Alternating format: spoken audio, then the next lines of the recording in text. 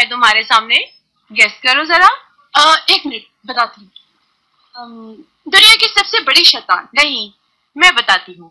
तुम्हारे सामने in future मुराद की वाइफ खड़ी है। मुराद और मैं शादी कर रहे हैं। मुझे यकीन नहीं आ रहा। मैंने कहा था ना तुमसे, मुराद अब हमेशा के लिए मेरा हो चुका है।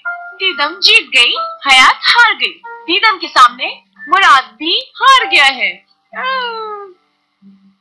तो तुमने मुराद को अपने जाल में फंसा ही लिया। बहुत खूब, तुम्हारा मकसद पूरा हो गया। आज तुम बहुत खुश होगी ना? जो चाहिए था वो मिल गया। हाँ, बिल्कुल ऐसा ही है। तो मुझे मुबारकबाद नहीं दोगी?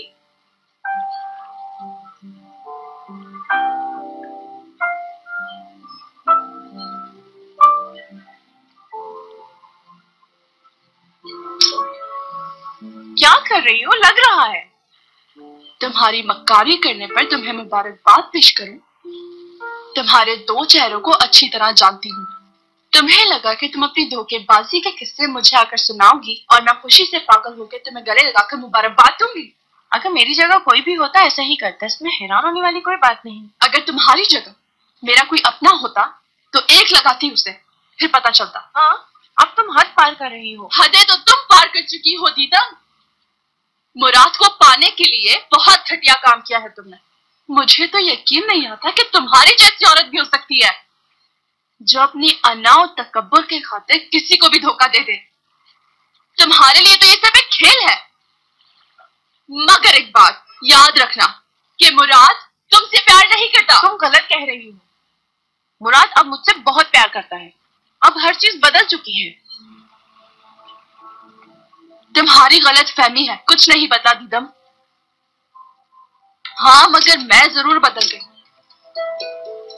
अगर अभी भी नहीं बदली तो बहुत देर हो जाएगी। आज के बाद एक नया चेहरा देखोगी तुम। जैसी तुम हो वैसे ही मिलूंगी। जा सकती हो तुम। कहना क्या चाहती हो तुम? जो लोग किसी को बिला वजह परेशान करते हैं, उनकी मासूमियत से फायदा उठाते हैं, उनके लिए मेरे घर में कोई जगह नहीं। ओके, तो तुम चाहती हो कि मैं यहाँ से चली जाऊं? बहुत बड़ी गलती कर रही हो तुम। इसका एहसास तुम्हें बाद में होगा। मुझे कोई परवाह नहीं। तुम्हारी किसी भी बात का मुझ पे कोई असर नहीं होगा दीदम। जाओ मेरे घर से और आज के बाद अपनी शक्ल मत दिखाना। निकल जाओ यहाँ से। तुमने दूसरों को दुख पहुंचाया है, खुदा तुम्हें माफ नहीं करेगा, याद रखना तुम।